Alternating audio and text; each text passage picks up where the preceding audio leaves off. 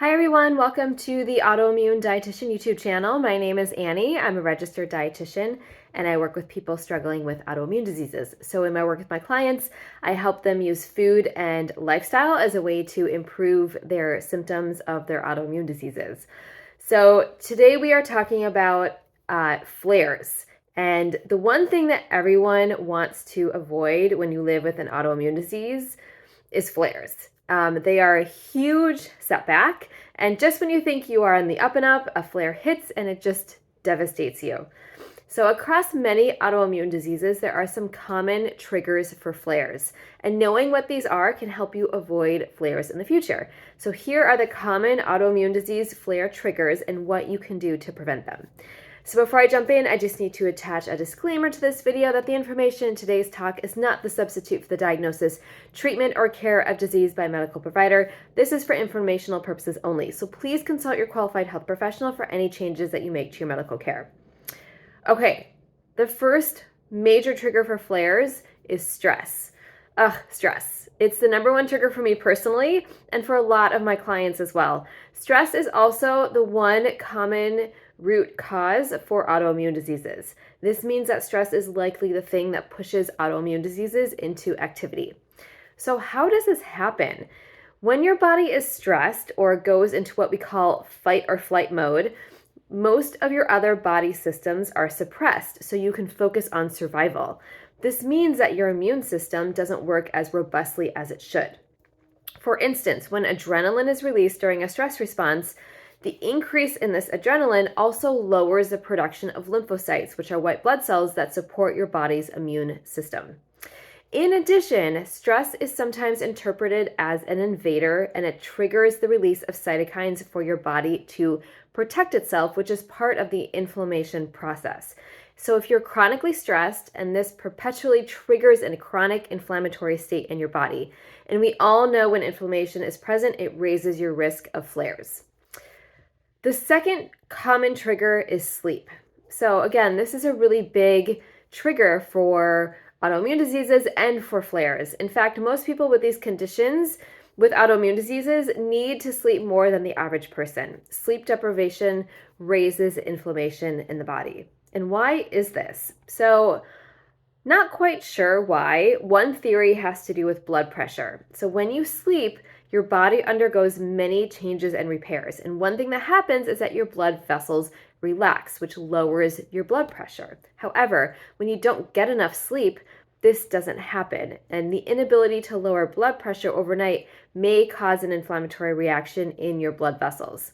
Sleep also helps your brain detox. So while we sleep, the glymphatic system, not the lymphatic system, but the glymphatic system in your brain flushes all of the toxins and gunk out. And this happens in the deepest phases of sleep. So if you're not getting adequate sleep and you're not getting into that really deep sleep mode, this process can't happen fully. So toxins build up and that triggers inflammation. Food can also be a major trigger for flares. And believe me, everyone has different triggers, but there are some common ones that I see across many autoimmune diseases. These are gluten, sugar, and alcohol. Gluten, especially those who are sensitive to it, can trigger inflammation, and it also alters the gut microbiome and can trigger intestinal permeability or leaky gut. Gluten also looks like other body tissues, which is known as molecular mimicry. So when you eat gluten, it may mistake gluten for your own tissues and attack it, and that causes a flare. Sugar does a number of things to raise inflammation in the body as well. For one, it can alter your hormones, specifically insulin. Sugar in excess is never very good. It's linked to a higher fat storage in the body, especially in the abdominal area, and this type of fat is pro-inflammatory and it produces inflammatory chemicals.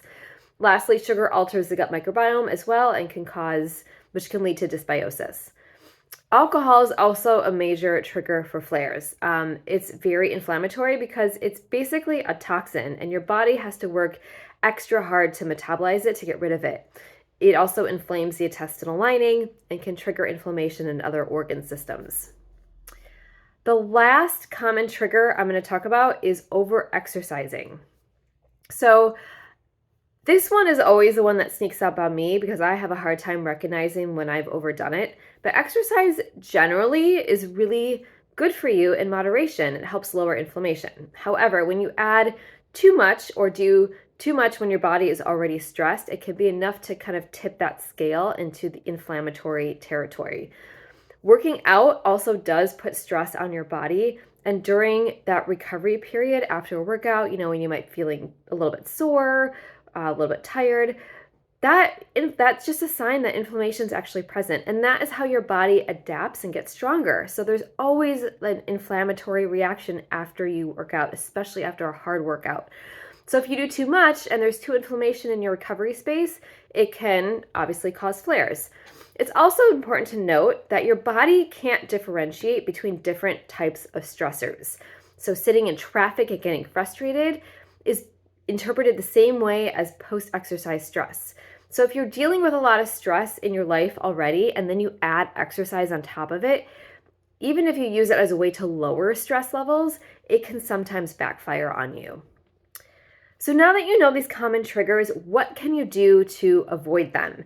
The first thing to do is to really pay attention to your own personal triggers. Everyone's a little bit different. So I know for me, stress, sleep, and exercise are kind of my main ones. And then you need to understand your tolerance. How much stress is too much? Maybe a little alcohol is okay, but more than one glass per night will kind of put you over the edge. And then what's your sweet spot for sleep? How many hours of sleep do you really need? So lastly, once you kind of figure out, your specific triggers and then your tolerance, you want to put protocols into place to hold you to those limits. So maybe you need to go completely gluten-free, or perhaps get 8 hours of sleep a night. And if you notice a trend in declining sleep, start sleeping in a little bit more to get you back on track. So it's really all about paying attention to your own body, paying attention to your needs, and figuring out, where your tolerance levels lie in terms of, different things that may trigger a flare. So for those of you who'd like more help managing your autoimmune disease or inflammation, I would love to chat with you. I offer free 15-minute discovery calls to learn about your goals and to see if we are a good fit for each other. You can go to my website or the link in my YouTube video, YouTube bio, to book that call. I've also got lots of free guides on my website as well. And then lastly, I put out a weekly newsletter. It comes to your inbox every Thursday. You can sign up for that. I always include a bunch of tips and tricks for managing your autoimmune disease with diet and lifestyle. You can always unsubscribe if you don't find it helpful, but that is an option for you as well. Lastly, if you enjoyed this video, please hit the subscribe button. These come out about every week. I'm always, trying to help you learn how to live with your autoimmune disease and keep your flares at bay and give you lots of tips to hopefully get your life back to where it used to be and just improve your quality of life in general. So thank you so much for joining me today. I'll be back next week with another fun topic about autoimmune diseases and food and nutrition and lifestyle and how that all blends together. I will see you then.